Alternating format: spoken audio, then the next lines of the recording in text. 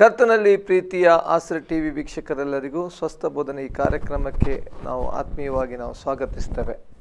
ಪ್ರಿಯ ವೀಕ್ಷಕರೇ, ಈ ಒಂದು ಕಾರ್ಯಕ್ರಮದ ಕೊನೆಯ ಒಂದು ಸಂಚಿಕೆ ಕೂಡ ಆಗಿರ್ತದೆ. ಯಾಕಂದರೆ ಪ್ರಾರಂಭದಿಂದ ಅನೇಕ ಸಂಚಿಕೆಗಳಲ್ಲಿ ನಿಮ್ಮ ಮುಂದೆ ಬಂದು ಅನೇಕ ವಿಧವಾದಂಥ ಡೌಟ್ಸ್ಗಳು ಅಥವಾ ದುರ್ಬೋಧನೆಯ ವಿಷಯವಾಗಿ ಬೋಧಿಸಲ್ಪಡುವಂಥ ಸಮಯದಲ್ಲಿ ನಾವು ಸ್ವಸ್ಥ ಬೋಧನೆ ಕಾರ್ಯಕ್ರಮ ನಿಮ್ಮ ಮುಂದೆ ತಂದು ವಾಕ್ಯದ ಸತ್ಯ ಬೋಧನೆ ಕೊಡ್ತಾ ಬಂದೆವು. ಅನೇಕರಿಗಿದು ಆಶೀರ್ವಾದವಾಯಿತು. ಅನೇಕ ಕಡೆಗಳಿಂದ, ಅನೇಕ ಪ್ರದೇಶಗಳಿಂದ, ಅನೇಕ ದೇಶಗಳಿಂದ ನಮಗೆ ಕರೆಗಳು ಮತ್ತು ಮೆಸೇಜ್ಗಳು ಕೂಡ ಬರ್ತಾ ಇದೆ. ಇದರಿಂದ ದೇವಜನರು ಆಶೀರ್ವದಿಸಲ್ಪಟ್ಟಿದ್ದೀರಾ ಎಂಬುದಾಗಿ ನಾವು ಕೇಳುವುದರಲ್ಲಿ ಸಂತೋಷ ಪಡ್ತಾ ಇದ್ದೇವೆ. ಪ್ರಿಯ ವೀಕ್ಷಕರೇ, ಕೊನೆಯ ಸಂಚಿಕೆಯಾಗಿ ನಿಮ್ಮ ಮುಂದೆ ಬಂದಿದ್ದೇವೆ. ಇವತ್ತು ಕೂಡ ನಮ್ಮ ಮಧ್ಯದಲ್ಲಿ ಬೋಧಿಸುವುದಕ್ಕಾಗಿ ಉಡುಪಿಯಲ್ಲಿ ಸೇವೆ ಮಾಡುವಂಥ ಪಾಸ್ಟರ್ ವಿಜಯ ಅಬ್ರಾಮ್ ಅವರಿದ್ದಾರೆ. ಯೇಸು ಕ್ರಿಸ್ತನ ನಾಮದಲ್ಲಿ ಅವರನ್ನು ಸ್ವಾಗತಿಸೋಣ. ಪಾಸ್ಟೇ, ನೀವು ಅನೇಕ ಸಂಚಿಕೆಗಳು ನಮಗೆ ಬೋಧಿಸ್ತಾ ಬಂದಿರಿ. ಇವತ್ತು ಕೊನೆಯ ಸಂಚಿಕೆ. ದೇವರ ಜನರು ಇದರಿಂದ ಆಶೀರ್ವದಿಸಲ್ಪಟ್ಟಿದ್ದಾರೆ. ಅನೇಕರು ಕರ್ತನನ್ನು ಕಂಡುಕೊಳ್ಳಿಕ್ಕೂ ಸಾಧ್ಯವಾಯಿತು. ಕಳೆದ ಸಂಚಿಕೆಯಲ್ಲಿ ನಾವು ಅನೇಕ ವಿಷಯಗಳನ್ನು ನೋಡಿದೆವು. ಅದರಲ್ಲಿ ಮುಖ್ಯವಾಗಿ ಬಿಳಿ ಸಿಂಹಾಸನ ನ್ಯಾಯ ತೀರ್ಪಿನ ಕುರಿತಾಗಿ. ಇವತ್ತು ಕೊನೆಯ ಸಂಚಿಕೆಯಾಗಿ ನಾವು ನೋಡಲಿಕ್ಕೆ ಬಯಸ್ತೇವೆ ಈ ಭೂಮಿಯ ವಿಷಯವಾಗಿ. ಈಗ ಮನುಷ್ಯದ ಸೃಷ್ಟಿಯ ವಿಷಯ ಎಲ್ಲ ನಾವು ನೋಡಲ್ಪಟ್ಟೆವು. ಹಾಗೆ ಸೃಷ್ಟಿಯಲ್ಲಿ ಪ್ರಾಮುಖ್ಯವಾದದ್ದು ಭೂಮಿ ಮತ್ತು ಆಕಾಶ. ಇದರ ಕುರಿತಾಗಿ ವಾಕ್ಯ ಏನು ಹೇಳ್ತದೆ, ಅದರದ್ದು ಮುಂದಿನ ಪರಿಸ್ಥಿತಿಗಳು ಏನು? ದೇವರ ನಾಮಕ್ಕೆ ಸ್ತೋತ್ರ ಉಂಟಾಗಲಿ. ಈ ಸ್ವಸ್ಥ ಬೋಧನೆಯಲ್ಲಿ ನಾವು ಪ್ರಾರಂಭದಿಂದ ಇಲ್ಲಿವರೆಗೆ ದೇವರ ಸೃಷ್ಟಿಯ ಪ್ರಾರಂಭ, ಭೂಮಿ ಆಕಾಶಗಳನ್ನು ದೇವರು ಸೃಷ್ಟಿ ಮಾಡಿದ್ದು ಯಾವ ಉದ್ದೇಶ, ಮತ್ತು ಲೂಸಿಫರ್ ಅಥವಾ ಸೈತಾನ, ದೇವದೂತರುಗಳ ಬಗ್ಗೆ, ಇನ್ನು ಮನುಷ್ಯನನ್ನು ಸೃಷ್ಟಿ ಮಾಡಿದ್ದು, ಮನುಷ್ಯ ಯಾವ ರೀತಿ ಪಾಪದಲ್ಲಿ ಬಿದ್ದನು, ಯಾವ ರೀತಿಯಾಗಿ ಚೆನ್ನಾಗಿ ಅಥವಾ ಸುಂದರವಾಗಿ ಯಾವ ಕಳಂಕ ಇಲ್ಲದ ಭೂಮಿ ಕಳಂಕಕ್ಕೆ ಒಳಗಾಯಿತು, ಪಾಪಕ್ಕೆ ಒಳಗಾಯಿತು, ಮತ್ತು ಭೂಮಿಯಲ್ಲಿ ಪಾಪ ಹೆಚ್ಚಾಯಿತು, ಮತ್ತು ದೇವರ ಕೃಪೆಯಿಂದ ರಕ್ಷಣೆ ಮಾರ್ಗವನ್ನು ದೇವರು ಸಿದ್ಧ ಮಾಡಿದರು. ಯೇಸು ಕ್ರಿಸ್ತನ ಮೂಲಕ ಒಂದು ಪಾಪ ಪರಿಹಾರ ಮತ್ತು ಯಥಾಸ್ಥಾಪನೆ ಹೇಗೆ ಆಗ್ತದೆ, ಎಲ್ಲ ವಿಷಯಗಳನ್ನು ನಾವು ನೋಡಿಕೊಂಡಿದ್ದೇವೆ. ಮತ್ತು ಯಾವ ರೀತಿಯಾಗಿ ರಕ್ಷಣೆ ಹೊಂದಿದವರಿಗೆ ಪ್ರತಿಫಲ ಸಿಗ್ತದೆ, ರಕ್ಷಣೆ ಹೊಂದದವರಿಗೆ ಅಂತ್ಯ ನ್ಯಾಯ ತೀರ್ಪಾಗ್ತದೆ, ಸೈತಾನ ಅಂತ್ಯ ಯಾವ ರೀತಿ ಆಗ್ತದೆ, ಎಲ್ಲ ವಿಷಯಗಳನ್ನು ನಾವು ಕಲಿಯುವುದಕ್ಕೆ ಸಾಧ್ಯವಾಗಿದೆ. ಹಾಗೆ ಇದರಲ್ಲಿ ಅನೇಕ ರೀತಿಯಲ್ಲಿ ಇರುವಂಥ ಬೋಧನೆಗಳ ಬಗ್ಗೆ ಕೂಡ ನಾವು ಈ ಸ್ವಸ್ಥ ಬೋಧನೆಯಲ್ಲಿ ಕಲಿತಿದ್ದೇವೆ. ಯಾಕಂದರೆ ಈ ಹೆಸರೇ ಸ್ವಸ್ಥ ಬೋಧನೆ, ಅಂದರೆ ಸರಿಯಾದ ಬೋಧನೆ. ಅಥವಾ ಸ್ವಸ್ಥ ಬೋಧನೆ ಅಂತ ಹೇಳುವಾಗ ತಪ್ಪಾದ ಬೋಧನೆಗಳ ಮಧ್ಯದಲ್ಲಿ ಸರಿಯಾದ ಬೋಧನೆ ಅಥವಾ ತಪ್ಪುಗಳನ್ನು ತಿದ್ದಿಕೊಂಡು ಮಾಡುವ ಬೋಧನೆ, ಇದನ್ನು ಸ್ವಸ್ಥ ಬೋಧನೆ ಎಂಬುದಾಗಿ ದೇವರ ವಾಕ್ಯದಲ್ಲಿ ನಾವು ನೋಡಲಿಕ್ಕೆ ಸಾಧ್ಯವಾಗ್ತದೆ. ಶಾರೀರಿಕ ಸ್ವಸ್ಥತೆ ಅಂತ ಹೇಳುವ ಥರ, ಅಂದರೆ ರೋಗ ಇರುವವನಿಗೆ ಸ್ವಸ್ಥತೆ, ಸೌಖ್ಯ ಬೇಕು. ಹಾಗೆಯೇ ಇದು ತಪ್ಪು ಬೋಧನೆಗಳಿರುವ ಸ್ಥಳದಲ್ಲಿ ಅದರಿಂದ ಹೊರಗಡೆ ಬರುವುದಕ್ಕೋಸ್ಕರ ಇರುವಂಥ ಸರಿಯಾದ ಬೋಧನೆ, ಸ್ವಸ್ಥ ಬೋಧನೆ ಎಂಬ. ಹಾಗೆಯೇ ನಾವು ಅನೇಕ ವಿಷಯಗಳನ್ನು ನೋಡಿದ್ದೇವೆ. ಇಲ್ಲಿವರೆಗೆ ದೇವರು ನಮಗೆ ಸ್ವಸ್ಥ ಬೋಧನೆ ಕಾರ್ಯಕ್ರಮದ ಮೂಲಕವಾಗಿ ಅನೇಕ ಸಂಗತಿಗಳನ್ನು ಕಲಿಯುವುದಕ್ಕೆ ದೇವರು ಸಹಾಯ ಮಾಡಿದ್ದೇನೆ. ಅದರ ಅರ್ಥ ನಾವು ಈ ಕಲಿತದ್ದೇ ಸತ್ಯವೇದದ ಪೂರ್ತಿ ಅಂಶ ಅಂತ ನಾವು ತಿಳ್ಕೊಳ್ಬಾರ್ದು. ಇನ್ನೂ ಕೂಡ ಈ ಸ್ವಸ್ಥ ಬೋಧನೆಗೆ ಸಂಬಂಧಪಟ್ಟಂತೆ ಇದೇ ವಿಷಯಗಳು ನಮಗೆ ಡಿಟೇಲ್ ಆಗಿ ನಾವು ಸ್ವಂತ ಕಲಿಯೋರಿಗೆ ಕಲೀಲಿಕ್ಕೆ ಅವಕಾಶ ಇದೆ. ನಾವು ಇದನ್ನೇ ಕೇಳಿಕೊಂಡು ನಾವು ಸುಮ್ಮನೆ ಇರಬಾರ್ದು, ನಾವೇ ಸ್ವಂತ ಕಲಿಬೇಕು. ಅಥವಾ ನಮ್ಮ ವೀಕ್ಷಕರು ಏನು ಮಾಡಬೇಕು, ಸ್ವಂತವಾಗಿ ದೇವರ ವಾಕ್ಯ ಓದಬೇಕು, ಕಲಿಯಬೇಕು. ಮತ್ತು ಅದಕ್ಕೆ ದೇವರ ಸೇವಕರುಗಳನ್ನು ಕಾಂಟ್ಯಾಕ್ಟ್ ಮಾಡಬೇಕು, ಅಥವಾ ದೇವರ ವಾಕ್ಯದ ಸ್ಟಡಿ ಮಾಡುವಂಥ ಮಟೀರಿಯಲ್ಸನ್ನು ರೆಫರ್ ಮಾಡಬೇಕು. ಸತ್ಯವೇದವನ್ನು ಪ್ರಾರ್ಥನೆಯೊಂದಿಗೆ ಓದಿ ಕಲಿಬೇಕು. ಆವಾಗ ನಮಗೆ ನಿಜವಾದ ಸ್ವಸ್ಥ ಬೋಧನೆ ಪವಿತ್ರಾತ್ಮನೇ ನಮಗೆ ಕಲಿಸಿಕೊಡುವ ಆತನು ಕೂಡ ಆಗಿರ್ತಾನೆ. ಹಾಗೆ ಈ ಒಂದು ಸ್ವಸ್ಥ ಬೋಧನೆ ಮಾಲಿಕೆಯಲ್ಲಿ ನಮ್ಮ ಇವತ್ತಿನ ಎಪಿಸೋಡ್ ಕೊನೆಯ ಎಪಿಸೋಡ್ ಆಗಿದ್ದರೂ ಕೂಡ ಸ್ವಸ್ಥ ಬೋಧನೆ ನಿರಂತರ ಇರ್ತದೆ. ಸ್ವಸ್ಥ ಬೋಧನೆ ನಿರಂತರ ಇರ್ತದೆ. ಕರ್ತನ ಬರುವಿಕೆಯವರೆಗೆ ಸ್ವಸ್ಥ ಬೋಧನೆ ಇರ್ತದೆ. ನಾವು ಕಲಿತಾನೆ ಇರಬೇಕು. ಮತ್ತು ನಾವು ಬೇರೆ ಬೇರೆ ಕಾರ್ಯಕ್ರಮಗಳ ಮೂಲಕವಾಗಿ, ನಮ್ಮ ಈ ಚಾನಲ್ ಮೂಲಕವಾಗಿ ಕೂಡ ಇನ್ನೂ ಕೂಡ ಸ್ವಸ್ಥ ಬೋಧನೆ ಬೇರೆ ಬೇರೆ ಹೆಸರುಗಳಲ್ಲಿ ಬರ್ತಾ ಕೂಡ ಇರ್ತದೆ. ಹಾಗೆ ದೇವರು ನಮಗೆ ಸ್ತೋತ್ರ ಮಾಡ್ತಾ ಇದ್ದೇನೆ. ನಾವು ಇವತ್ತು ತೆಗೆಯುವಂಥ ವಿಷಯ ನೂತನ ಆಕಾಶ ಮತ್ತು ನೂತನ ಭೂಮಿ.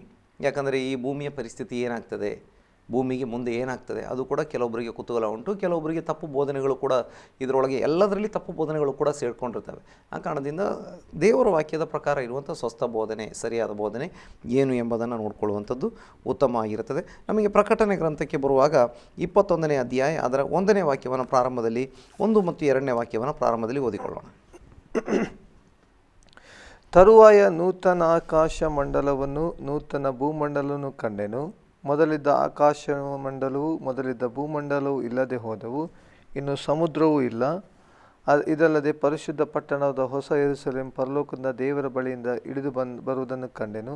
ಅದು ತನ್ನ ಗಂಡನಿಗೋಸ್ಕರ ಅಲಂಕೃತಳಾದ ಮೊದಲಗಿತ್ತಿಯಂತೆ ಶೃಂಗರಿಸಲ್ಪಟ್ಟಿತ್ತು.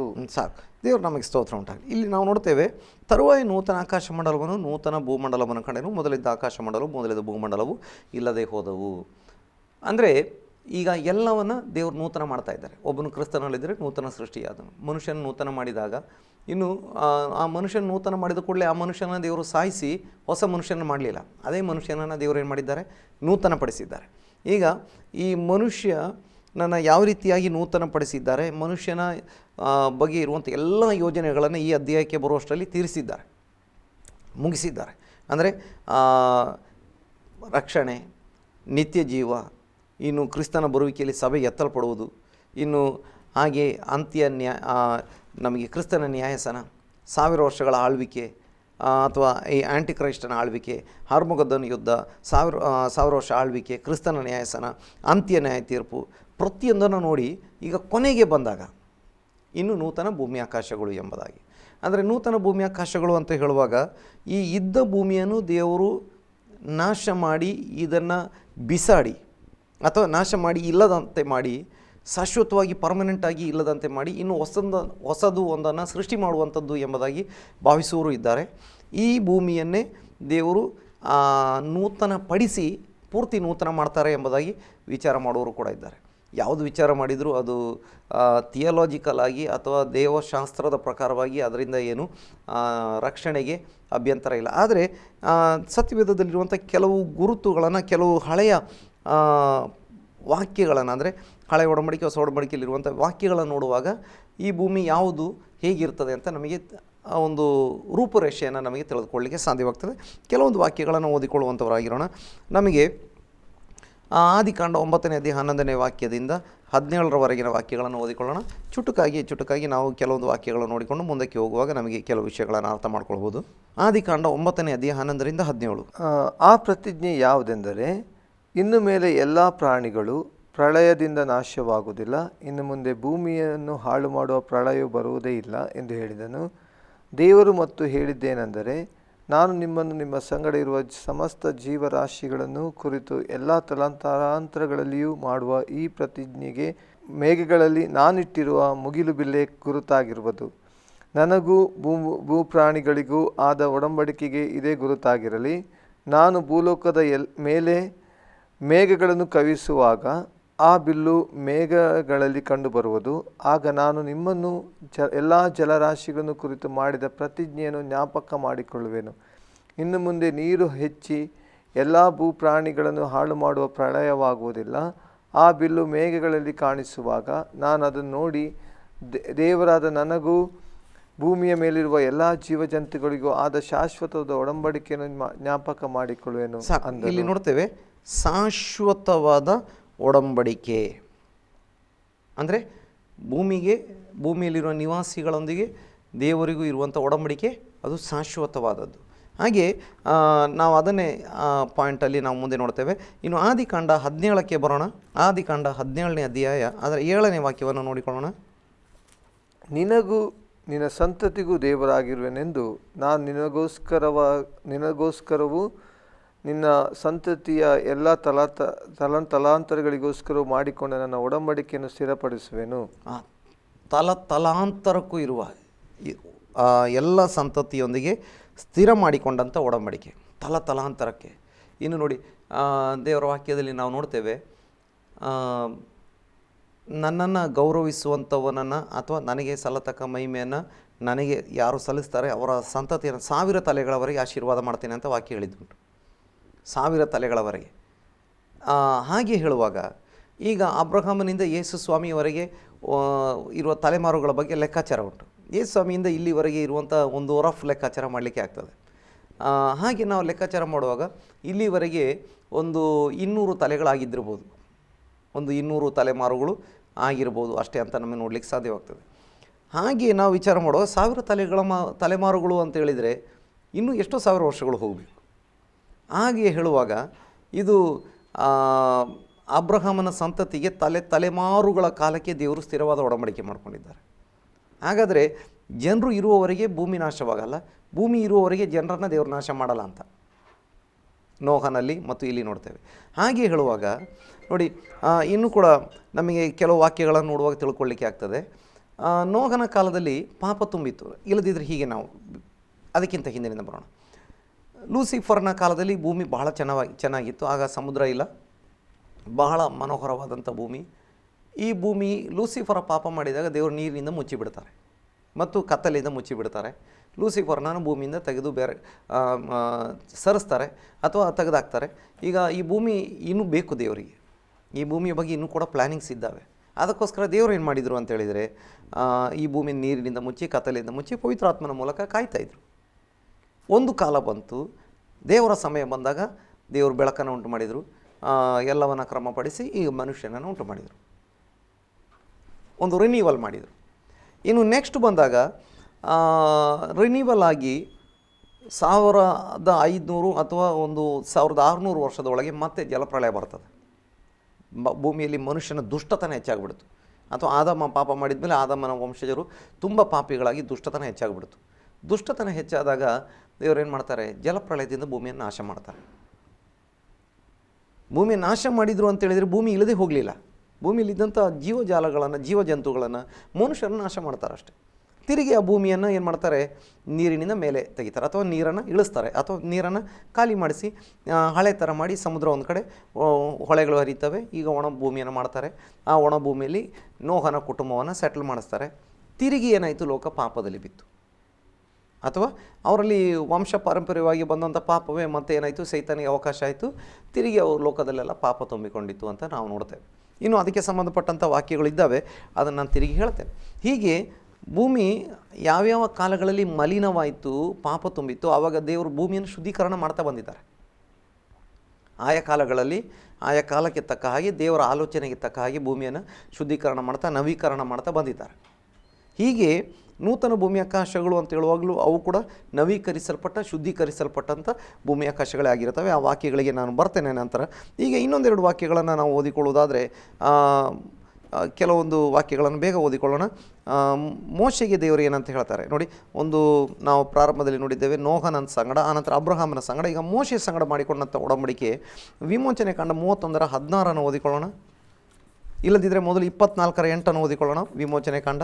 ಆಗ ಮೋಶೆ ಆ ರಕ್ತವನ್ನು ತೆಗೆದುಕೊಂಡು ಜನರ ಮೇಲೆ ಚಿಮುಕಿಸಿ, ಇಗೋ, ಈ ಗ್ರಂಥದಲ್ಲಿ ಹೇಳಿರುವ ಎಲ್ಲ ಆಜ್ಞೆಗಳ ಪ್ರಕಾರ ಯೆಹೋವನು ನಿಮ್ಮ ಸಂಗಡ ಮಾಡಿಕೊಂಡ ಒಡಂಬಡಿಕೆಯನ್ನು ಸ್ಥಿರಪಡಿಸುವ ರಕ್ತವು ಇದೆ ಅಂದನು. ಈಗ ನೋಡಿ, ಇನ್ನೊಂದು ವಾಕ್ಯವನ್ನು ಓದಿಕೊಳ್ಳೋಣ. 31:16 ಓದಿಕೊಳ್ಳಿ. ಆದುದರಿಂದ ಇಸ್ರಾಯೇಲ್ಯರು ಸಬ್ಬತ್ ದಿವಸವನ್ನು ಆಚರಿಸಬೇಕು. ಈ ಆಚರಣೆಯು ಅವರಿಗೂ ಅವರ ಸಂತತಿಯವರಿಗೂ ಶಾಶ್ವತವಾದ ನಿಬಂಧನೆ. ನೋಡಿ, ಇದು ಶಾಶ್ವತವಾದ ನಿಬಂಧನೆ. ಸಬ್ಬತ್ ದಿನವನ್ನು ಆಚರಣೆ ಮಾಡಬೇಕು. ಇದು ಇಸ್ರಾಯೇಲ್ಯರಿಗೂ ಅಥವಾ ಅವರ ಸಂತತಿಯವರಿಗೂ ದೇವರಿಗೂ ಮಧ್ಯದಲ್ಲಿರುವಂಥ ಶಾಶ್ವತವಾದಂಥ ನಿಬಂಧನೆ. ನೋಡಿ, ಈ ನಿಬಂಧನೆಗಳೆಲ್ಲ ಯಾವ ರೀತಿಯಾಗಿ ಮುಂದೆ ನೆರವೇರ್ತದೆ. ಈ ನೋಡಿ, ಇನ್ನು ಬರಲಿರುವ ಕಾಲದಲ್ಲಿ ಈ ನಿಬಂಧನೆಗಳು, ಒಡಂಬಡಿಕೆ ಹೊಸ ರೀತಿಯಲ್ಲಿ ನೆರವೇರ್ತದೆ. ಅದು ಶಾಶ್ವತ ಅಂತ ಹೇಳಿದ್ದು ಟೆಂಪ್ರರಿ ಆಗಿರಲ್ಲ, ಶಾಶ್ವತವಾಗಿರ್ತದೆ. ಅದಕ್ಕೆ ಶಾಶ್ವತವಾಗಿ ಬೇಕಾದರೆ ಆ ಶಾಶ್ವತವಾಗಿರತಕ್ಕಂಥ ಬೇಸ್ ಕೂಡ ಬೇಕು. ಈ ಭೂಮಿ ಇಲ್ಲದಿದ್ದರೆ ಶಾಶ್ವತವಾಗಿ ಆಗಲ್ಲ.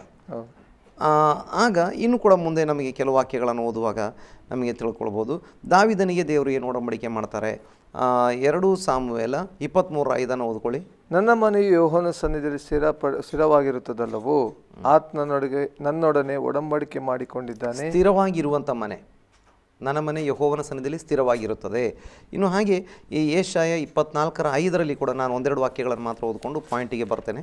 ಭೂನಿವಾಸಿಗಳು ದೈವಾಜ್ಞೆಗಳನ್ನು ಮೀರಿ ನಿಯಮಗಳನ್ನು ಅತಿಕ್ರಮಿಸಿ ಶಾಶ್ವತವಾದ ಒಡಂಬಡಿಕೆಯನ್ನು ಭಂಗಪಡಿಸಿದ್ದರಿಂದ ಭೂಮಿಯು ಅವರ ಹೆಜ್ಜೆಯಿಂದ ಅಪವಿತ್ರವಾಯಿತು. ನೋಡಿ, ಶಾಶ್ವತವಾದ ಒಡಂಬಡಿಕೆ, ದೇವರಿಗೂ ಭೂ ನಿವಾಸಿಗಳಿಗೂ ಮಧ್ಯದಲ್ಲಿ ಶಾಶ್ವತವಾದ ಒಡಂಬಡಿಕೆ ಉಂಟು.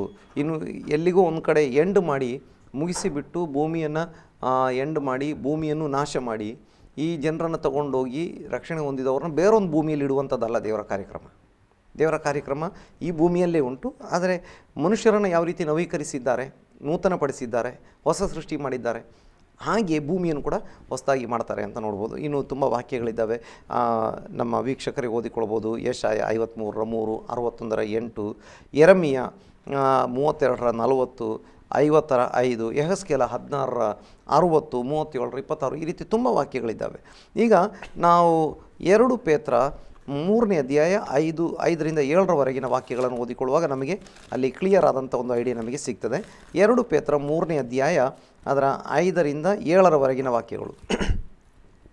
ಹೀಗೆ ಮಾತಾಡೋರು ಒಂದು ಸಂಗತಿಯನ್ನು ತಿಳಿದರೂ ಬೇಕೆಂದು ಮರೆತು ಬಿಡುತ್ತಾರೆ. ಅದೇನೆಂದರೆ, ಪೂರ್ವಕಾಲದಲ್ಲಿದ್ದ ಭೂಮಿ ಆಕಾಶಗಳು ದೇವರ ವಾಕ್ಯದ ಮೂಲಕ ನೀರಿನಿಂದ ಉಂಟಾಗಿ ನೀರಿನಿಂದ ಆಧಾರಗೊಂಡಿರುವಲ್ಲಿ ಆ ನೀರುಗಳಿಂದಲೇ ಆ ಕಾಲದಲ್ಲಿದ್ದ ಲೋಕವು ಜಲಪ್ರಲಯದಲ್ಲಿ ನಾಶವಾಯಿತು. ಆದರೆ ಈಗಿರುವ ಭೂಮಿ ಆಕಾಶಗಳು ಅದೇ ವಾಕ್ಯದ ಬಲದಿಂದ ಬೆಂಕಿಯ ಮೂಲಕ ನಾಶವಾಗುವುದಕ್ಕೆ ಇಡಲ್ಪಟ್ಟಿವೆ ಮತ್ತು ಭಕ್ತಿಹೀನರ ಶಿಕ್ಷಾವಿಧಿಯು ನಾಶವು ಉಂಟಾಗುವ ದಿನಕ್ಕಾಗಿ ಆ ಬೆಂಕಿ ಸಿದ್ಧವಾಗಿದೆ. ನೋಡಿ, ಇಲ್ಲಿ ನಾವು ನೋಡ್ತೇವೆ ಹೇಗೆ ಈ ಭೂಮಿಯ ನವೀಕರಣ, ನೂತನ ಭೂಮಿ ಆಕಾಶ ಆಗ್ತದೆ. ಅದು ಇಲ್ಲಿ ಕ್ಲಿಯರ್ ಆಗಿ ನಮ್ಮ ಐಡಿಯಾ ಸಿಗ್ತದೆ.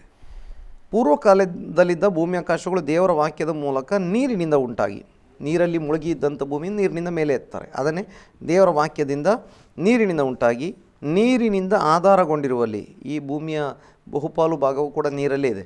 3/4 ನೀರಲ್ಲೇ ಇದೆ, 1/4 ಮಾತ್ರ ಏನಿದೆ ಅಂತೇಳಿದರೆ ನಮಗೆ ಒಣ ನೆಲ ಕಾಣಿಸ್ತದೆ. ನೀರಿನಿಂದ ಉಂಟಾಗಿ ನೀರಿನಿಂದ ಆಧಾರಗೊಂಡಿರುವಲ್ಲಿ ಆ ನೀರುಗಳಿಂದಲೇ ಆ ಕಾಲದಲ್ಲಿದ್ದ ಲೋಕವು ಜಲಪ್ರಳಯದಲ್ಲಿ ನಾಶವಾಯಿತು. ನೋಡಿ, ಇಲ್ಲಿ ವಾಕ್ಯ ಹೇಳುತ್ತದೆ, ಲೋಕವು ಜಲಪ್ರಳಯದಲ್ಲಿ ನಾಶವಾಯಿತು. ಆದರೆ ಲೋಕ ಇವತ್ತು ಉಂಟು. ಅಂದರೆ ಅದರ ಮೇಲ್ಮೈಯಲ್ಲಿ ಇದ್ದಂಥ ಜೀವಜಂತುಗಳನ್ನು ನಾಶ ಮಾಡಿದರು ಅಷ್ಟೇ. ಮತ್ತು ಶಾಪಕ್ಕೆ ಕಾರಣರಾಗಿದ್ದಂಥವ್ರನ್ನ ದೇವರು ನಾಶ ಮಾಡಿದರು. ಈಗ ನೆಕ್ಸ್ಟ್ ವಾಕ್ಯ ಹೇಳ್ತಾ ಇದೆ, ಆದರೆ ಈಗಿರುವ ಭೂಮಿ ಆಕಾಶಗಳು ಏನಾಗ್ತವೆ, ಅದೇ ವಾಕ್ಯದ ಬಲದಿಂದ ಬೆಂಕಿಯ ಮೂಲಕ ನಾಶವಾಗುವುದಕ್ಕೆ ಇಡಲ್ಪಟ್ಟಿದೆ. ಬೆಂಕಿಯ ಮೂಲಕ ಈಗ ನಾಶ ಆಗ್ತದೆ. ಅಂದರೆ ದೇವರು ಆಗ ನೀರಿನಿಂದ ಶುದ್ಧೀಕರಿಸಿದರೆ ಈಗ ಶುದ್ಧೀಕರಣ ಮಾಡುವಂಥದ್ದು ಬೆಂಕಿಯ ಮೂಲಕವಾಗಿ ಸುಟ್ಟು ಇದನ್ನು ಶುದ್ಧೀಕರಣ ಮಾಡ್ತಾರೆ. ನಾವು ಆಗ ಓದಿದ್ದೇವೆ, ನಾವು ಬೇರೆ ಎಪಿಸೋಡಲ್ಲಿ ನೋಡಿದ್ದೇವೆ. ಹರ್ಮಗದ್ದೋನ್ ಗೋಗ್ ಮಾಗೋಗ್ ಯುದ್ಧ ನಡೆಯುವಂಥ ಸಮಯದಲ್ಲಿ ಸೈತಾನನ್ನು ಅವನ ಸಂಗಡ ಇದ್ದಂಥ ಗೋಗ್ ಮಾಗೋಗ್ ಎಂಬಂಥ ಲೋಕದ ಎಲ್ಲ ಭಾಗದಿಂದ ಸೇರಿ ಕೂಡಿಕೊಂಡಿದ್ದಂಥ ದೇವರ ವಿರುದ್ಧ ಯುದ್ಧ ಮಾಡಿದಂಥ ಜನರ ಪರಲೋಕದಿಂದ ಬೆಂಕಿ ಇಳಿದು ಏನು ಮಾಡಿತು ಅಂತೇಳಿದರೆ ನಾಶ ಮಾಡಿತು ಅಂತ. ಹಾಗೆ ಆ ಬೆಂಕಿ ಏನು ಮಾಡ್ತದೆ, ದೇವರಿಗೆ ಮತ್ತು ದೇವರ ರಾಜ್ಯಕ್ಕೆ, ದೇವ ಜನರಿಗೆ, ದೇವರ ವಾಕ್ಯಕ್ಕೆ ವಿರೋಧವಾಗಿರುವಂಥ ಕಾರ್ಯಗಳನ್ನು ದಹಿಸಿ ಬಿಡ್ತದೆ ಅಥವಾ ಸುಟ್ಟಾಗ್ತದೆ ಅಂತ. ಹಾಗೆ ಈ ಭೂಮಿಯನ್ನು, ಇಡೀ ಭೂಮಿಯನ್ನು ಬೆಂಕಿಯ ಮೂಲಕ ದೇವರು ಶುದ್ಧೀಕರಿಸುವವರಾಗಿದ್ದಾರೆ. ನೋಡಿ, ಇನ್ನೊಂದು ಇದರಲ್ಲಿ ಒಂದು ಪ್ರವಾದನೆ ಕೂಡ ಇದೆ. ಈ ಕಡೆಯ ಕಾಲದ ಭೂಮಿ, ಈಗ ನೋಡಿ, ಈಗಿನ ಯುದ್ಧಗಳೆಲ್ಲ ಬೆಂಕಿಯ ಮೂಲಕನೇ. ಈಗಿನ ಯುದ್ಧಗಳು ಹೆಚ್ಚು ಕಡಿಮೆ ನೋಡಿ, ಮಿಸೈಲ್ ಬಿಟ್ಟರು ಕೂಡ ಬೆಂಕಿನೇ, ಅದು ಹೋಗಿ ಸ್ಫೋಟ ಆಗ್ತದೆ. ಇನ್ನು ಅಣುಬಾಂಬ್ ಅಂತೇಳಿದರೆ ಅದು ಕೂಡ ಬೆಂಕಿಯೇ. ಇನ್ನು ನಮಗೆ ಮದ್ದು ಗುಂಡುಗಳು ಅಂತ ಏನು ಹೇಳ್ತೇವೆ, ಬಂದೂಕುಗಳನ್ನು ಸಿಡಿಸಿದರೆ ಅದರೊಳಗೆ ಬೆಂಕಿಯ ಫೋರ್ಸ್ನಿಂದನೇ ಗುಂಡು ಮುಂದಕ್ಕೆ ಹೋಗ್ತದೆ. ಇನ್ನು ಫಿರಂಗಿ, ಟ್ಯಾಂಕು ಎಲ್ಲ ಬೆಂಕಿ ಮೂಲಕನೇ. ಬೆಂಕಿ ಇಲ್ಲ ಅಂತೇಳಿದರೆ ಈ ಕಾಲದಲ್ಲಿ ಯುದ್ಧ ಆಗೋದಿಲ್ಲ. ಇನ್ನು ಹೋಗಿ ಬೀಳುವಲ್ಲಿ ಸುಟ್ಟು ಕರಕಲಾಗ್ತದೆ ಅಥವಾ ಬೆಂಕಿಯ ತೀವ್ರತೆ ಸ್ಫೋಟ ಆಗ್ತದೆ. ಈಗ ಕೊನೆ ಕಾಲದ ಯುದ್ಧಗಳೆಲ್ಲ ಆಗುವಂಥದ್ದು ಬೆಂಕಿಯ ಮೂಲಕನೇ. ಹಳೆ ಕಾಲದಲ್ಲಿ ಖಡ್ಗದಿಂದ ಆಗ್ತಾಯಿತ್ತು ಅಥವಾ ಬೇರೆ ಬೇರೆ ಇದಾಗ್ತಿತ್ತು. ಈಗ ನೋಡಿ, ಇನ್ನು ಈಗ ಸಮುದ್ರದಲ್ಲಿ ಯುದ್ಧ ಆದರೂ ಕೂಡ ಈ ಕಾಲದಲ್ಲಿ ಬೆಂಕಿಯಿಂದನೇ ಆಗುವಂಥದ್ದು. ಸಮುದ್ರದಲ್ಲಿರುವಂಥ ಹಡಗನ್ನು, ಸಬ್ಮರೈನನ್ನು ಸ್ಫೋಟ ಮಾಡುವಂಥದ್ದು ನೋಡಿ, ಪ್ರತಿಯೊಂದು ಬೆಂಕಿಯ ಮೂಲಕ. ಹೀಗೆ ಕಡೆ ಕಾಲದಲ್ಲಿ ಯುದ್ಧಗಳಾಗ್ತವೆ, ಅದು ಕೂಡ ಬೆಂಕಿಯಿಂದನೇ ಏನಾಗ್ತದೆ, ತುಂಬ ನಾಶ ಆಗ್ತದೆ. ಇನ್ನು ದೇವರು ಪರಲೋಕದಿಂದ ಬೆಂಕಿಯನ್ನು ಭೂಮಿಗೆ ಸುರಿಸಿ ಇಲ್ಲಿರುವಂಥ ದುಷ್ಟರನ್ನು ಸಂಹಾರ ಮಾಡ್ತಾರೆ. ಇನ್ನು ನಾವು ನೋಡ್ತಾ ಇದ್ದೇವೆ, ಉರಿಯುವಂಥ ಒಂದು ದೊಡ್ಡ ಬೆಟ್ಟದ ಆಗಿರುವಂಥ ವಸ್ತು ಭೂಮಿ ಮೇಲೆ ಬಿತ್ತು, ಏನೆಲ್ಲ ನೋಡ್ತೇವೆ, ಎಲ್ಲವೂ ಬೆಂಕಿಯ ಆಧಾರಿತ ಒಂದು ಶಿಕ್ಷೆಗಳೇ ಕೊನೆ ಕಾಲದಲ್ಲಿ ಇರುವಂಥದ್ದು ಎಂಬುದಾಗಿ ನೋಡ್ತೇವೆ. ಹೀಗೆ ದೇವರು ಏನು ಮಾಡ್ತಾರೆ, ಆ ಕಾಲದಲ್ಲಿದ್ದಂಥ ಭೂಮಿ ಜಲಪ್ರಳಯದ ಮೂಲಕ ನಾಶ ಮಾಡಿ ಭೂಮಿಯನ್ನು ನವೀಕರಿಸಿದ ಹಾಗೆ ಈ ಕೊನೆ ಕಾಲದಲ್ಲಿ ದೇವರು ಬೆಂಕಿಯ ಮೂಲಕವಾಗಿ ಲೋಕವನ್ನು ನವೀಕರಿಸಿ ನೂತನ ಮಾಡುವಂಥವರು ಆಗಿರ್ತಾರೆ. ಇನ್ನು ನಮಗೆ ತಿರುಗಿ ನಾವು ಮೊದಲು ತೆಗೆದುಕೊಂಡಂಥ ವಾಕ್ಯಕ್ಕೆ ನಾವು ತಿರುಗಿ ಬರುವಾಗ ಅಲ್ಲಿ ನಮಗೆ ಕೆಲವೊಂದು ಪಾಯಿಂಟ್ಸನ್ನು ನೋಡಲಿಕ್ಕೆ ಸಾಧ್ಯ ಆಗ್ತದೆ. ಪ್ರಕಟಣೆ ಗ್ರಂಥ 21ನೇ ಅಧ್ಯಾಯ ಅದರ 2ರಿಂದ ವಾಕ್ಯಗಳು ಅಲ್ಲಿ ನೋಡ್ತೇವೆ. ಇದಲ್ಲದೆ ಪರಿಶುದ್ಧ ಪಟ್ಟಣವಾದ ಹೊಸ ಯೆರೂಸಲೇಮು ಪರಲೋಕದಿಂದ ದೇವರ ಬಳಿಯಿಂದ ಇಳಿದು ಬರುವಂಥದ್ದನ್ನು ಕಂಡೆನು. ಅದು ತನ್ನ ಗಂಡನಿಗೋಸ್ಕರ ಅಲಂಕೃತಗಳಾದ ಮೊದಲ ಗೀತಿಯಂತೆ ಶೃಂಗರಿಸಲ್ಪಟ್ಟಿತು. ಈಗೇನಾಗ್ತದೆ, ಈ ನವೀಕರಿಸಲ್ಪಟ್ಟ, ಶುದ್ಧೀಕರಿಸಲ್ಪಟ್ಟಂಥ ಈ ಭೂಮಿಯಲ್ಲಿ ಈಗ ಪರಲೋಕ ಇಳಿದು ಬರ್ತದೆ. ಅಥವಾ ದೇವರ ಹೊಸ ಯೆರೂಸಲೇಮ್ ಇಳಿದು ಬಂದು ಆ ಹೊಸ ಯೆರೂಸಲೇಮಿನಲ್ಲಿ ದೇವರ ಮಕ್ಕಳಿರ್ತಾರೆ. ಉಳಿದ ಭೂಮಿಯಲ್ಲಿ ಆ ಕಾಲದಲ್ಲಿ ಇನ್ನೂ ಕೂಡ ದೇವರು ಕೆಲವೊಬ್ಬರನ್ನು ಉಳಿಸಿರ್ತಾನೆ. ಅವರ ವಂಶ ಬೆಳೆದು ಆ ಕಾಲದಲ್ಲಿ ಇನ್ನೂ ಪಾಪವಿಲ್ಲ, ಪಾಪಕ್ಕೆ ಆಸ್ಪದವೂ ಇಲ್ಲ. ಈ ರಕ್ಷಣೆ ಹೊಂದಿದಂಥ ದೇವರ ಮಕ್ಕಳು ಈ ಹೊಸ ಯೆರೂಸಲೇಮಿನಲ್ಲಿದ್ದುಕೊಂಡು, ಪರಿಶುದ್ಧ ಪಟ್ಟಣ ಅಲ್ಲಿದ್ದುಕೊಂಡು, ಈ ನವೀಕರಿಸಲ್ಪಟ್ಟ ಅಥವಾ ಇನ್ನೊಂದು ರೀತಿಯಲ್ಲಿ ಹೇಳ್ಬೋದು ನೂತನ ಭೂಮಿ ಆಕಾಶಗಳಲ್ಲಿ, ನೂತನ ಭೂಮಿಯಲ್ಲಿದ್ದುಕೊಂಡು ದೇವ ಜನರು ಏನು ಮಾಡ್ತಾರೆ, ದೇವರ ಸಂಗಡ ಇದ್ದುಕೊಂಡು ದೇವರನ್ನ ಆರಾಧನೆ ಮಾಡುವವರು, ದೇವರನ್ನ ಮಹಿಮೆ ಪಡಿಸುವವರು, ಹಾಗೆ ಈ ಲೋಕವನ್ನು ಆಳುವವರು ಆಗಿರ್ತಾರೆ. ಇನ್ನು ಮತ್ತೆ ನಾವು ನೋಡ್ತಾ ಇದ್ದೇವೆ, ಅಥವಾ ಈ ರೀತಿ ಹೇಳ್ಬೋದು, ಹಳೆ ಭೂಮಿಯಲ್ಲಿ ಹಳೆಯ ಯೆರೂಸಲೇಮ್ ಇತ್ತು. ಅದು ಆ್ಯಕ್ಚುಲಿ ದೇವರ ಒಂದು ಹೆಡ್ ಕ್ವಾರ್ಟರ್ಸ್. ಎಲ್ಲ ದೇವರ ಎಲ್ಲ ಕಾರ್ಯಗಳು ಅಲ್ಲಿಂದಲೇ ನಡೀತಾ ಇದ್ದಾವೆ. ಅಥವಾ ಅಲ್ಲೇ ಯೇಸು ಕ್ರಿಸ್ತರು ಕೂಡ ಬಂದರು, ಶಿಲುಬೆ ಮೇಲೆ ಮರಣ ಹೊಂದಿದರು, ಮುಖ್ಯವಾದ ಕಾರ್ಯಗಳನ್ನು ಅಲ್ಲೇ ಮಾಡಿದರು. ಇನ್ನು ಹೊಸ ಭೂಮಿಯಲ್ಲಿ ಹೊಸ ಯೆರೂಸಲೇಮ್ ಇಳಿದು ಬರ್ತದೆ. ಅದಕ್ಕೂ ಕೂಡ ಯೆರೂಸಲೇಮ್ ಎಂಬುದೇ ಹೆಸರು ಎಂಬುದಾಗಿ ನೋಡ್ತೇವೆ. ಹಾಗೆ ಆ ಯೆರೂಸಲೇಮಿನಲ್ಲಿ ಇದ್ದುಕೊಂಡು ದೇವರ ನಿತ್ಯ ಕಾಲದ ಆಳ್ವಿಕೆ ಮತ್ತು ದೇವರ ಸಂಗಡ ದೇವರ ಮಕ್ಕಳ ಅನ್ಯೋನ್ಯತೆ ಆ ಹೊಸ ಯೆರೂಸಲೇಮಿನಲ್ಲಿ ಇರ್ತದೆ. ಅದು ನೂತನವಾದಂಥ ಭೂಮಿ ಮತ್ತು ನವೀಕರಿಸಲ್ಪಟ್ಟ ಭೂಮಿ ಎಂಬುದಾಗಿ ನೋಡ್ತೇವೆ. ಇನ್ನು ದೇವರ ಚಿತ್ತ ಕೂಡ ಅದರಲ್ಲಿ ನೆರವೇರುತ್ತದೆ. 3ನೇ ವಾಕ್ಯ ಓದುವಾಗ, ಇದಲ್ಲದೆ ಸಿಂಹಾಸನದೊಳಗಿಂದ ಬಂದ ಮಹಾಶಬ್ದವು ನನಗೆ ಕೇಳಿಸಿತು.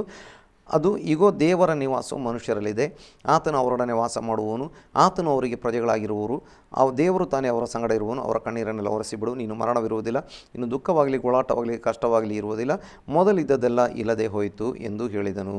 ಈಗ ನೋಡಿ,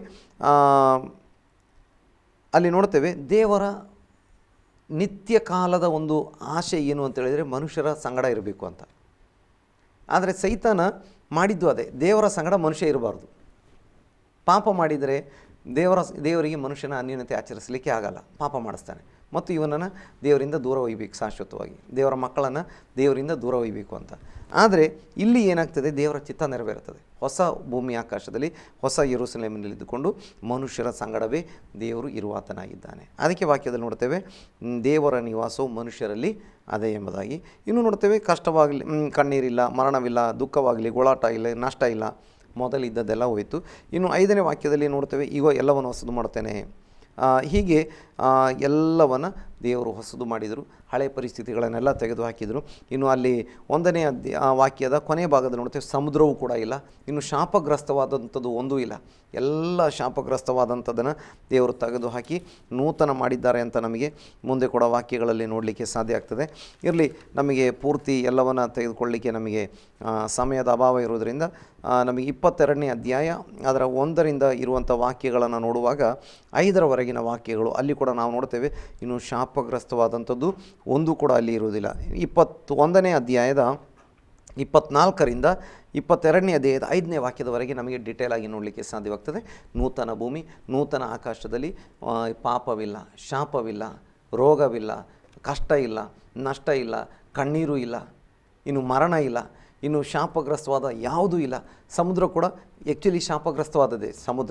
ಸಮುದ್ರ ಬಂದಿದ್ದು ಅಂತ ಹೇಳಿದರೆ ಲೂಸಿಫರ್ನ ಪಾಪದಿಂದಾಗಿ, ಶಾಪದಿಂದಾಗಿ, ಅಥವಾ ಲೂಸಿಫರ್ನ ಪಾಪದಿಂದಾಗಿ ಶಾಪವಾಗಿ ಸಮುದ್ರ ಬಂತು. ಅದಕ್ಕೆ ಸಮುದ್ರವೂ ಕೂಡ ಇನ್ನೂ ಇಲ್ಲ ಎಂಬುದಾಗಿ. ಹಾಗೆ ಎಲ್ಲವನ್ನು ತೆಗೆದುಹಾಕಿ ಈ ಭೂಮಿಯನ್ನೇನು ಮಾಡ್ತಾರೆ, ಆ ಪೂರ್ವಸ್ಥಿತಿ ಯಾವುದು, ಜಲಪ್ರಳಯ ಅಂದರೆ ಲೂಸಿಫರ್ನ ಜಲಪ್ರಳಯದ ಪೂರ್ವದಲ್ಲಿ ಹೇಗೆ ಸುಮನೋಹರವಾಗಿತ್ತು ಆ ರೀತಿಯಾಗಿ ಸುಮನೋಹರ ಮಾಡ್ತಾರೆ. ಇನ್ನೂ ಹೇಳಬೇಕು ಅಂತೇಳಿದರೆ ಅದಕ್ಕಿಂತಲೂ ಒಂದು ಹೆಜ್ಜೆ ಮುಂದೆ ಈ ಭೂಮಿ ಹಿಂದೆಂದೂ ಕಾಣದಂಥ ಅತ್ಯಂತ ಶ್ರೇಷ್ಠವಾದಂಥ ಒಂದು ಮನೋಹರವಾದಂಥ ಪಾಪರಹಿತವಾದಂಥ ಕಳಂಕರಹಿತವಾದಂಥ ಶಾಪರಹಿತವಾದಂಥ ಒಂದು ಸ್ಥಳವಾಗಿ ಮಾರ್ಪಡಿಸಿ ಈ ಭೂಮಿ ಇಡೀ ಲೋಕದ ಅಥವಾ ಇಡೀ ಪ್ರಪಂಚದ ಹೆಡ್ ಕ್ವಾರ್ಟರ್ಸ್ ಆಗಿರ್ತದೆ. ಲೋಕದ ಹೆಡ್ ಕ್ವಾರ್ಟರ್ಸ್ ಅಂತಲ್ಲ, ಈ ಲೋಕ ಅಥವಾ ಈ ಭೂಮಿ ಇಡೀ ಸೃಷ್ಟಿಯ ಸಮಸ್ತ ಸೃಷ್ಟಿಗಳಿಗೆ ಬರಲಿರುವ ಕಾಲದ ಹೆಡ್ ಕ್ವಾರ್ಟರ್ಸ್ ಇದೇ ಭೂಮಿಯಾಗಿರ್ತದೆ. ಇಲ್ಲಿದ್ದುಕೊಂಡು ಸಮಸ್ತ ಗ್ರಹಗಳನ್ನು, ಸಮಸ್ತ ನಕ್ಷತ್ರಗಳನ್ನು, ಸಮಸ್ತ ಸೃಷ್ಟಿಗಳನ್ನು ಆಳುವಂಥ ಹೆಡ್ ಕ್ವಾರ್ಟರ್ಸ್ ಇದೇ ಭೂಮಿ ಆಗಿರ್ತದೆ. ಅದೇ ನೂತನ ಭೂಮಿ ಮತ್ತು ನೂತನ ಆಕಾಶ ಎಂಬುದಾಗಿ ನಮಗೆ ಕಂಡುಕೊಳ್ಳಲಿಕ್ಕೆ ಸಾಧ್ಯವಾಗ್ತದೆ. ಯಾಕಂದರೆ ಈ ಭೂಮಿಯಲ್ಲಿ ಇದ್ಕೊಂಡೇ ಆಕಾಶದ ಎಲ್ಲ ಗ್ರಹಗಳನ್ನು, ಎಲ್ಲ ನಕ್ಷತ್ರಗಳನ್ನು ಆಳುವಂಥ ಆಳ್ವಿಕೆ ಮತ್ತು ನಿಯಂತ್ರಣ, ದೊರೆತನ ಎಲ್ಲ ಇಲ್ಲಿಂದನೇ ಹೋಗ್ತದೆ. ಪ್ರತಿಯೊಂದಕ್ಕೂ ಹೆಡ್ ಕ್ವಾರ್ಟರ್ಸ್ ಈ ಭೂಮಿ ಬರಲಿರುವ ಕಾಲದಲ್ಲಿ ಆಗಿರ್ತದೆ. ಆ ಹೆಡ್ ಕ್ವಾರ್ಟರ್ಸ್ನಲ್ಲಿ ಇವತ್ತು ರಕ್ಷಣೆ ಹೊಂದಿದಂಥ ಎಲ್ಲ ದೇವರ ಮಕ್ಕಳಿಗೆ ಸ್ಥಾನ ಉಂಟು, ಎಲ್ಲರಿಗೆ ಮನೆ ಉಂಟು, ಎಲ್ಲರಿಗೆ ರೂಮ್ ಉಂಟು. ಆ ಹೊಸ ಯೆರೂಸಲೇಮ್ 1200 ಮೈಲುಗಳ ಉದ್ದ 1200 ಮೈಲುಗಳ ಅಗಲ, 1200 ಮೈಲುಗಳ ಎತ್ತರ ಅಂತ ದೇವರ ವಾಕ್ಯ ಹೇಳ್ತದೆ. ನೋಡಿ, 1200 ಮೈಲುಗಳ ಎತ್ತರ ಇರುವಂಥ ಕಟ್ಟಡ ಅಂದರೆ ಹೇಗಿರ್ಬೋದು? ಹೊಸ ಯೆರೂಸಲೇಮ್. ಅದು ದೇವರ ಪರಲೋಕ ಪಟ್ಟಣ ಎಂಬುದಾಗಿ ನೋಡ್ತೇವೆ. ಅಲ್ಲಿದ್ದುಕೊಂಡು ಇಡೀ ಪ್ರಪಂಚವನ್ನು ಆಳುವಂಥವರಾಗಿರ್ತೇವೆ. ದೇವರು ರಾಜಾದಿರಾಜನು, ದೇವಾದಿ ದೇವನು ಆಗಿರ್ತಾನೆ. ಆತ ದೇವರಾಗಿರುವ ಕರ್ತನು ಅಥವಾ ಕರ್ತನಾಗಿರುವ ದೇವರು ಎಂಬುದಾಗಿ ಪ್ರಕಟಣೆ ಕೊನೆಗೆ ಬರುವಾಗ ಇನ್ನು ದೇವರ ಹೆಸರು ಹಾಗೆ ಬರ್ತದೆ, ದೇವರಾಗಿರುವ ಕರ್ತನು ಅಥವಾ ಕರ್ತನಾಗಿರುವ ದೇವರು ಎಂಬುದಾಗಿ. ಆತ ಸಕಲಕ್ಕೂ ಒಡೆಯನಾಗಿರುವಂಥ ದೇವರಾಗಿರ್ತಾನೆ. ಆತನನ್ನು ಆರಾಧಿಸುವವರಾಗಿರ್ತೇವೆ. ಇವತ್ತು ಅಲ್ಲಿಗೆ ಸೇರುವುದಕ್ಕೆ ಇವತ್ತೇ ದೇವರು ಏನು ಮಾಡಿದ್ದಾರೆ? ಬುಕ್ಕಿಂಗನ್ನು ಮಾಡ್ತಾ ಇದ್ದಾರೆ. ಆ ಹೊಸ ಯೆರೂಸಲೇಮಿನಲ್ಲಿ ಅಥವಾ ದೇವರ ನೂತನ ಭೂಮಿಯಾಕಾಶಗಳಲ್ಲಿ ಸೇರಲಿಕ್ಕೆ ಇವತ್ತು ಬುಕ್ಕಿಂಗ್ ನಡೀತಾ ಉಂಟು. ನೋಡಿ, ನಾನು ಈ ರೀತಿ ಕೇಳಿದ್ದೇನೆ, ಬಾಹ್ಯಾಕಾಶ ಪ್ರಯಾಣಕ್ಕೆ, ಟೂರಿಗೆ ಈಗ ಬುಕ್ಕಿಂಗ್ ನಡೀತಾ ಉಂಟು ಎಂಬುದಾಗಿ. ಮಂಗಳಲೋಕಕ್ಕೆ ಹೋಗಲಿಕ್ಕೆ, ಇನ್ನು ಚಂದ್ರಲೋಕಕ್ಕೆ ಹೋಗಲಿಕ್ಕೆ ಏನಂತ ಹೇಳ್ಬೋದು, ಅದಕ್ಕೆ ಬಾಹ್ಯಾಕಾಶ ಏನಂತ ಹೇಳ್ಬೋದು, ಅದಕ್ಕೆ ಟೂರಿಸಮ್, ಹೊಸ ಒಂದು ಟೂರಿಸಮನ್ನು ಪ್ರಾರಂಭ ಮಾಡಿದ್ದಾರೆ. ಇನ್ನೂ ಬುಕ್ಕಿಂಗ್ ನಡೀತಾ ಉಂಟು. ಅದಕ್ಕೆ ಈಗಲೇ ಬುಕ್ಕಿಂಗ್ ಮಾಡ್ತಾ ಇದ್ದಾರೆ ಕೋಟ್ಯಾಧೀಶರುಗಳು. ಹಾಗಾದರೆ ಹೊಸ ಯೆರೂಸಲೇಮ್ ಅಥವಾ ನೂತನ ಭೂಮಿಯಾಕಾಶಗಳಿಗೆ ಕೂಡ ಇವತ್ತು ಬುಕ್ಕಿಂಗ್ ನಡೀತಾ ಉಂಟು. ಅದು ಪರಲೋಕದಿಂದ ಮಾಡ್ತಿರುವಂಥ ಬುಕ್ಕಿಂಗ್. ಯಾರು ರಕ್ಷಣೆ ಹೊಂದಿ ಯೇಸುವನ್ನು ರಕ್ಷಕನಾಗಿ ಸ್ವೀಕಾರ ಮಾಡ್ತಾರೆ ಅವರಿಗೆ ಅಲ್ಲಿ ಒಂದು ರೂಮ್ ಉಂಟು, ಅಲ್ಲೊಂದು ಸೀಟ್ ಉಂಟು, ಅಲ್ಲಿಗೆ ಬುಕ್ಕಿಂಗ್ ಸ್ವೀಕಾರ ಮಾಡಲಾಗಿರ್ತದೆ. ಆದರೆ ಯಾರು ಯೇಸುವನ್ನು ಸ್ವೀಕಾರ ಮಾಡುವುದಿಲ್ಲವೋ, ಯೇಸ್ವಾಮಿ ಹೇಳಿದ್ದಾರೆ, ನಿಮ್ಮ ಮನೆಯಲ್ಲಿ ನನಗೆ ಸ್ಥಳ ಇದ್ದರೆ ನನ್ನ ಮನೆಯಲ್ಲಿ ನಿಮಗೆ ಕೂಡ ಸ್ಥಳ ಉಂಟು. ನಮ್ಮ ಮನೆ ಯಾವುದು? ನಾವೇ ದೇವರ ಆಲಯ. ಈ ಆಲಯದಲ್ಲಿ, ಈ ಹೃದಯದಲ್ಲಿ ದೇವರಿಗೆ ಸ್ಥಳ ಕೊಟ್ಟರೆ ಅಲ್ಲಿ ದೇವರು ಬಿಡಾರಗಳನ್ನು ಸಿದ್ಧ ಮಾಡ್ತಾ ಇದ್ದಾನೆ. ಯೇಸ್ವಾಮಿ ಅದಕ್ಕೆ ಹೇಳಿದ್ದಾರೆ, ನಾನು ನಿಮಗೆ ಬಿಡಾರಗಳನ್ನು ಸಿದ್ಧ ಮಾಡಲಿಕ್ಕೆ ಹೋಗ್ತಾ ಇದ್ದೇನೆ. ಸಿದ್ಧ ಆದಮೇಲೆ ಆ ಬಿಡಾರ ಇದನ್ನು ನವೀಕರಿಸಿ, ಈ ಭೂಮಿಯನ್ನು ನವೀಕರಿಸಿ ಆ ಬಿಡಾರಗಳು ಇಲ್ಲಿಗೆ ಇಳಿದು ಬರ್ತವೆ. ಶಾಶ್ವತವಾಗಿ ನಾವು ಹೊಸ ಭೂಮಿಯಾಕಾಶಗಳಲ್ಲಿ ಇದ್ದುಕೊಂಡು ದೇವರನ್ನ ಮಹಿಮೆ ಪಡಿಸ್ತೇವೆ. ದೇವರ ನಾಮಕ್ಕೆ ಮಹಿಮೆ ಉಂಟಾಗಲಿ. ಹಾಗೆ ಈ ನೂತನ ಭೂಮಿಯಾಕಾಶಗಳು ಅಂತ ಹೇಳುವಾಗ ನಾವು ಪರಲೋಕಕ್ಕೆ ಹೋಗ್ತೇವೆ, ಹೌದು. ಆದರೆ ಪರಲೋಕ ಇಲ್ಲಿಗೆ ಇಳಿದು ಬರ್ತದೆ. ಪರಲೋಕಕ್ಕೆ ನಾವು ಹೋಗ್ತೇವೆ, ಆದರೆ ಪರಲೋಕ ಇಲ್ಲಿಗೆ ಇಳಿದು ಬಂದುಬಿಡ್ತದೆ. ಈಗ ನಾವು ಈ ಭೂಮಿಯಲ್ಲಿ ಇದ್ದರೂ ಕೂಡ ಪರಲೋಕದಲ್ಲೇ ಇದ್ದೇವೆ.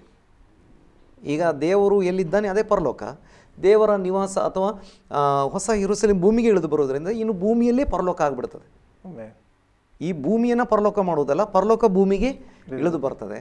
ನಾವು ಆ ಪರಲೋಕದಲ್ಲಿ ಶಾಶ್ವತವಾಗಿರ್ತೇವೆ ಮತ್ತು ಇಲ್ಲಿದ್ದುಕೊಂಡು ದೇವರನ್ನ ಆರಾಧಿಸ್ತೇವೆ. ಸಮಸ್ತ ಸೃಷ್ಟಿಗಳನ್ನು ಯೇಸು ಕ್ರಿಸ್ತನ ಸಂಗಡ ಅಥವಾ ತಂದೆಯಾದ ದೇವರ ಸಂಗಡ ಸಮಸ್ತ ಸೃಷ್ಟಿಗಳನ್ನು ನಾವು ಆಳ್ತೇವೆ. ಸೃಷ್ಟಿಕರ್ತನಾದ ದೇವರನ್ನ ಘನಪಡಿಸ್ತೇವೆ. ಆತ ನಮ್ಮ ಸಂಗಡ ಸದಾಕಾಲ ಇರುವಂಥವನಾಗಿರ್ತಾನೆ. ಆಮೇಲೆ ಪ್ರೀತಿಯ ವೀಕ್ಷಕರೇ, ಇವತ್ತಿನ ಕಾರ್ಯಕ್ರಮದಲ್ಲಿ ನಾವು ನೋಡಿದ್ದು ನೂತನ ಭೂಮಿ ಆಕಾಶ ಮತ್ತು ನೂತನ ಯೆರೂಸಲೇಮ್ ಕುರಿತಾಗಿ. ನಮ್ಮ ಯೇಸು ಸ್ವಾಮಿಯೊಂದಿಗೆ ನಾವು ನಿತ್ಯಕ್ಕೂ ಆಡುವವರಾಗಿದ್ದೇವೆ, ಆತನೊಂದಿಗೆ ಜೀವಿಸುವವರಾಗಿರ್ತೇವೆ. ಆ ಒಂದು ಭಾಗ್ಯ ದೇವರು ಯೇಸು ಕ್ರಿಸ್ತನ ಮೂಲಕವಾಗಿ ನಮ್ಗೆ ಕೊಟ್ಟಿದ್ದಾನೆ. ಒಂದು ವೇಳೆ ನನ್ನ ಕೇಳುವಂಥ ಯಾವುದೇ ಪ್ರಿಯ ದೇವಜನರೇ ಅಥವಾ ಯಾವುದೇ ವಿಶ್ವಾಸಿಗಳು, ಯಾವುದೇ ಜನರಾಗಿರ್ಬೋದು, ಇವತ್ತು ನಮಗೆ ಅಲ್ಲಿ ನಾವು ಸೇರುವಂಥ ಅವಕಾಶ ಈಗಾಗಲೇ ದೇವರು ಯೇಸು ಕ್ರಿಸ್ತನ ಮೂಲಕವಾಗಿ ಸಿದ್ಧ ಮಾಡಿದ್ದಾನೆ. ಯೇಸು ಕ್ರಿಸ್ತನ ನಮ್ಮ ಹೃದಯದಲ್ಲಿ ಕರೆಯೋಣ. ನಾವು ಆ ನೂತನ ಸೃಷ್ಟಿಯಲ್ಲಿ, ನೂತನ ಭೂಮಿ ಆಕಾಶಗಳು ನಾವು ಸೇರಿ ಕ್ರಿಸ್ತನೊಂದಿಗೆ ನಾವು ಸದಾ ಜೀವಿಸುವವರಾಗಿರೋಣ. ಪ್ರೀತಿಯ ವೀಕ್ಷಕರೇ, ಇವತ್ತಿನ ಕಾರ್ಯಕ್ರಮದಲ್ಲಿ ನಾವು ಈ ಸ್ವಸ್ಥ ಬೋಧನೆ ಕಾರ್ಯಕ್ರಮ ಇಲ್ಲಿಗೆ ನಾವು ಮುಗಿಸಲಿಕ್ಕೆ ಬಯಸ್ತೇವೆ. ಇನ್ನು ಅನೇಕ ಕಾರ್ಯಕ್ರಮದಲ್ಲಿ ಆಸರೆ ಟಿವಿಯಲ್ಲಿ ನಾವು ಅನೇಕ ವಿಷಯಗಳೊಂದಿಗೆ ಸ್ವಸ್ಥ ಬೋಧನೆ ನಾವು ಕೊಡುವುದಕ್ಕೆ ಪ್ರಾಮಾಣಿಕ ಪ್ರಯತ್ನ ಮಾಡ್ತೇವೆ. ಆದರೆ ಸ್ವಸ್ಥ ಬೋಧನೆ ನಾವು ಈ ಟಿವಿ ಚಾನಲ್ ಮೂಲಕವಾಗಿ ನಿರಂತರವಾಗಿ ಕೊಡ್ತಾ ಇದ್ದೇವೆ. ನೀವು ಚಾನಲ್ ನೋಡ್ತಾ ಇರಿ. ನಮ್ಮದಲ್ಲಿ ಆಸರೆ ಟಿವಿಯಲ್ಲಿ ಬಂದು ಈ ಸುದೀರ್ಘವಾದ ಸ್ವಸ್ಥ ಬೋಧನೆ ಕಾರ್ಯಕ್ರಮದಲ್ಲಿ ಅನೇಕ ವಿಷಯಗಳೊಂದಿಗೆ ನಮ್ಮನ್ನು ವಾಕ್ಯದಲ್ಲಿ ಉತ್ತೇಜಿಸಿ ಬಲಪಡಿಸಿ ವಾಕ್ಯದ ಸರಿಯಾದ ಬೋಧನೆ ಕೊಟ್ಟಂಥ ದೇವಸೇವಕರಿಗೆ ಆಸರೆ ಟಿವಿ ಪರವಾದಂಥ ವಂದನೆಗಳು ಹೇಳೋಣ. ಪ್ರೀತಿಯ ವೀಕ್ಷಕರೇ, ನಿಮ್ಮ ಆಸರೆ ಟಿವಿ ನಿಮಗೋಸ್ಕರ ಯಾವಾಗಲೂ ಸ್ವಸ್ಥ ಬೋಧನೆ ಕೊಡಲಿಕ್ಕೆ ಸಿದ್ಧವಾಗಿದೆ. ನೀವು ಸ್ವಸ್ಥ ಬೋಧನೆಯನ್ನು ಕೇಳಿರಿ, ಸ್ವಸ್ಥ ಬೋಧನೆಯನ್ನು ಅಲ್ಲಿ ನಿಲ್ಲಿರಿ, ಸ್ವಸ್ಥ ಬೋಧನೆಯನ್ನು ಅನುಸರಿಸಿರಿ. ಯಾಕಂದರೆ ದುರ್ಬೋಧನೆ ಇವತ್ತು ಹೆಚ್ಚುತ್ತಾ ಇದೆ. ಆದರೆ ವಾಕ್ಯದಲ್ಲಿ ನಿಂತವನು ಮಾತ್ರನೇ ಫಲ ಕೊಡಲಿಕ್ಕೆ, ಕ್ರಿಸ್ತನಿಗಾಗಿ ಜೀವಿಸಲಿಕ್ಕೆ ಸಾಧ್ಯವಾಗ್ತದೆ. ದುರ್ಬೋಧನೆಗೆ ಒಳಗಾಗಬೇಡ್ರಿ, ವಾಕ್ಯವನ್ನು ಪರಿಶೋಧಿಸ್ರಿ, ವಾಕ್ಯದಲ್ಲಿ ಬೆಳೆಯಿರಿ ಎಂಬುದಾಗಿ ನಾವು ಹೇಳುತ್ತಾ ಇವತ್ತಿನ ಕಾರ್ಯಕ್ರಮ, ಈ ಸ್ವಸ್ಥ ಬೋಧನೆ ಕಾರ್ಯಕ್ರಮ ನಾವು ಮುಗಿಸ್ಲಿಕ್ಕೆ ಬಯಸ್ತೇವೆ. ನಿಮ್ಮ ಆಸರೆ ಟಿವಿಯನ್ನು ನೀವು ನಿರಂತರವಾಗಿ ನೋಡುತ್ತಾ ಇರಿ. ಕರ್ತನು ನಿಮ್ಮನ್ನು ಆಶೀರ್ವದಿಸಲಿ. May God bless you. Amen.